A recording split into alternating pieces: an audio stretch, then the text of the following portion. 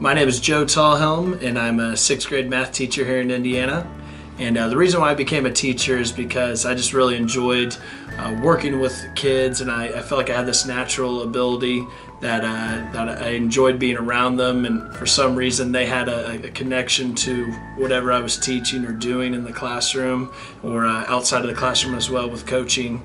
And I teach because I think it's a way to give back to kids that maybe don't get to see what a positive role model might look like in their environment, and I feel like that's something that I can bring each and every day to them. Also, with being in a school for 8 hours a day, I can remember as a student that, we were in the school for so long, and maybe those days where I can see the teachers are, some of them might be bogged down by something. There's always that one teacher that had the energy and the enthusiasm that kind of made you want to come back the next day.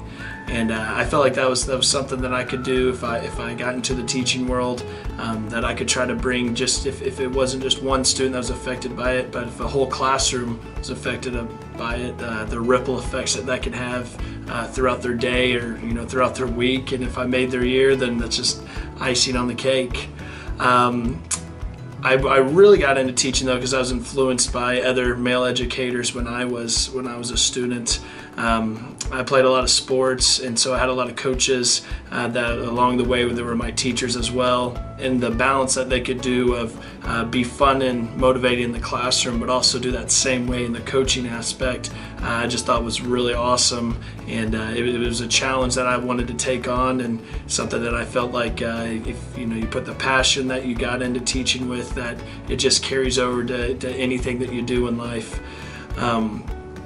One big impact that I know that teaching has on kids is that if they don't have someone to look up towards, that throughout the day, if you just do one positive thing, maybe a smile at them or ask how they're doing, that's one positive thing that someone cared for them. And students, some students don't get that when they go home at the end of the day. And I can remember a student that I had in my class where she was so quiet. She never talked in class at all, and she was always struggling with math. But she was a hard worker, and she wanted to be good at it, but she didn't know how until we started working one-on-one together. And I think it's those moments when those type of students kind of get the aha moment, and then all of a sudden their hands are shooting up in class and they're participating, and that they got this confidence and they're beaming, and they're not coming from the best household, but that just experience at school of like, wow, even I can do it. All those struggles go by the wayside. And it's one of those experiences and that excitement that just makes teaching invigorating. And you kind of wish that every day and every kid was like that. But sometimes challenges arise for yourself as well. And it's how do you deal with that on a regular basis?